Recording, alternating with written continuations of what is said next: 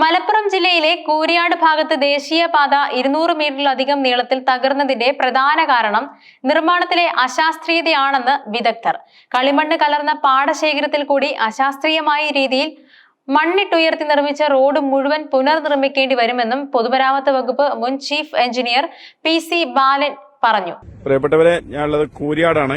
കൂരിയാട് നമ്മളെ ഹൈവേയില് കുളപ്പുറം പാടത്താണിത്. കുളപ്പുറം പാടത്ത് JCB അടക്കം ഒന്നായിട്ട് നമുക്ക് അതാ പോയിട്ടുണ്ട്. ഇതില് സർവീസ് റോഡില് നോക്കുക, 2-3 വാഹനങ്ങള് കുടുങ്ങിയിട്ടുണ്ട്. സർവീസ് റോഡ് മൊത്തം വിണ്ട് കയറിയിട്ടുണ്ട്. വല്ലാത്തൊരു ഭീകര അന്തരീക്ഷമാണ് ഇവിടെ കണ്ടിട്ടുണ്ടെങ്കിൽ കേട്ടാ.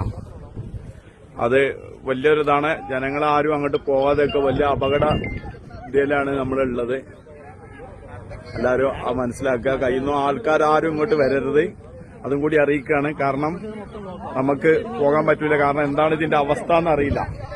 കാരണം മൊത്തം ഇവിടെ ചെറിയൊരു പ്രശ്നങ്ങളൊന്നുമല്ല, നമ്മൾ ആദ്യമേ പറഞ്ഞുകൊണ്ടിരിക്കുന്നതാണ്. കാരണം അത്രയും ഉയർച്ചയാണ്. നമുക്കറിയാം, ഈ കൂരിയാട് ഭാഗത്ത് ഭയങ്കര ഉയർച്ചയാണ് വന്നിട്ടുള്ളത്. ഉറപ്പ് കുറഞ്ഞ കളിമണ്ണുള്ള പാടശേഖരത്തിൽ 45 മീറ്റർ വീതിയിൽ 8 മീറ്റർ ഉയരത്തിൽ മണ്ണിട്ടുയർത്തി റോഡ് നിർമ്മിക്കുമ്പോൾ സബ്സോയിലിന്റെ ഭാരവാഹ ശേഷി വർദ്ധിപ്പിക്കേണ്ടതായിരുന്നു. കളിമണ്ണ് മഴക്കാലത്ത് വെള്ളം വലിച്ചെടുക്കുന്നതിനാൽ ഭാരവാഹ ശേഷി തീരെ കുറവായിരിക്കും. ആ കളിമണ്ണിൽ 8 മീറ്റർ ഉയരത്തിൽ മണ്ണ്, 60 സെന്റിമീറ്റർ ഉയരത്തിൽ മെറ്റൽ, ഓടുന്ന വാഹനങ്ങളുടെ ഭാരം എന്നിവ വരുമ്പോൾ ഭയാനകമായ രീതിയിൽ താഴ്ന്നു പോകും. വെള്ളക്കെട്ട് രൂപപ്പെടുന്ന വയലിലാണ് മണ്ണിട്ട് നികത്തിയത്. മണ്ണിന് നല്ല കനമുണ്ടാകും. ഒരു ചാക്ക് മണ്ണിന് 100 കിലോയോളം തൂക്കം വരും. ഇതോടൊപ്പം ധാരാളം മെറ്റലും മണ്ണിന് മുകളിൽ നിർത്തിയിട്ടുണ്ട്. 30 ടൺ ഭാരമുള്ള വാഹനങ്ങളാണ് റോഡിലൂടെ 100 കിലോമീറ്റർ വേഗത്തിൽ കടന്നു പോകുന്നത്. വാഹനം ഓടുമ്പോൾ അതിന്റെ ഇമ്പാക്റ്റും ഉണ്ടാകും. കനം കൂടുമ്പോൾ അടിയിലെ ചെളിമണ്ണ് താഴ്ന്നു പോവുകയും വശങ്ങളിലേക്കുള്ള ചുമരുകൾ പൊട്ടാൻ കാരണമാവുകയും ചെയ്യുമെന്നും അദ്ദേഹം പറഞ്ഞു. പാടശേഖരത്തിലെ മണ്ണ് കളിമണ്ണാണ്.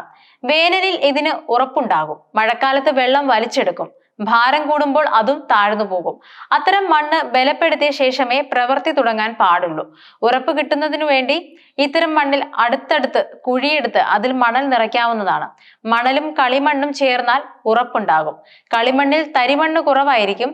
കളിമണ്ണിന് മുകളിൽ മണലിട്ട് ഇടിച്ചുറപ്പിച്ചാലും റോഡ് താഴ്ന്നു പോകില്ല.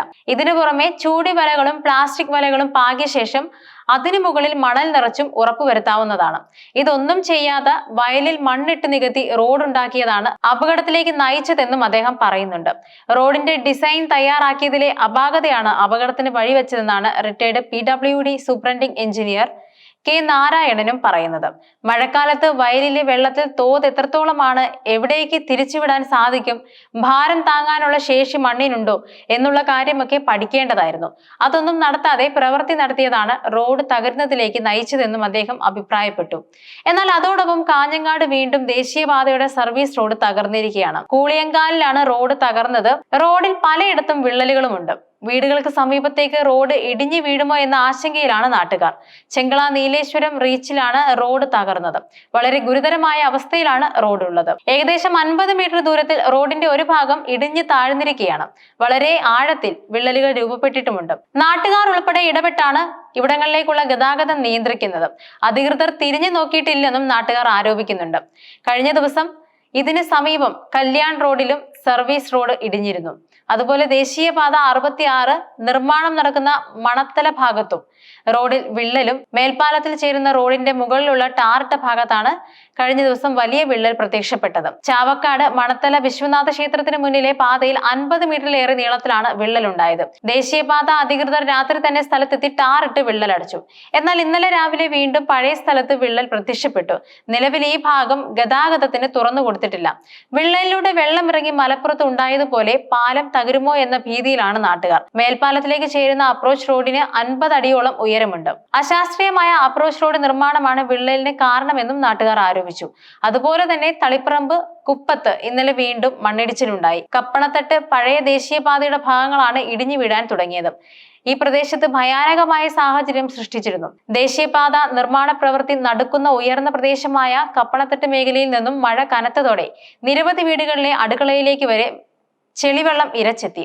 പല വീടുകളിലും സൂക്ഷിച്ച വിവിധ രേഖകളും സർട്ടിഫിക്കറ്റുകളും ഇലക്ട്രോണിക് ഉപകരണങ്ങളും നശിച്ചു. ശാശ്വത പരിഹാരം ഉണ്ടാക്കണമെന്നാവശ്യപ്പെട്ട് സ്ത്രീകളും കുട്ടികളും ഉൾപ്പെടെയുള്ളവർ ഇന്നലെ രാവിലെ 10 മുതൽ ദേശീയപാതയിൽ വാഹനങ്ങൾ തടഞ്ഞുകൊണ്ട് ഉപരോധ സമരവും നടത്തി.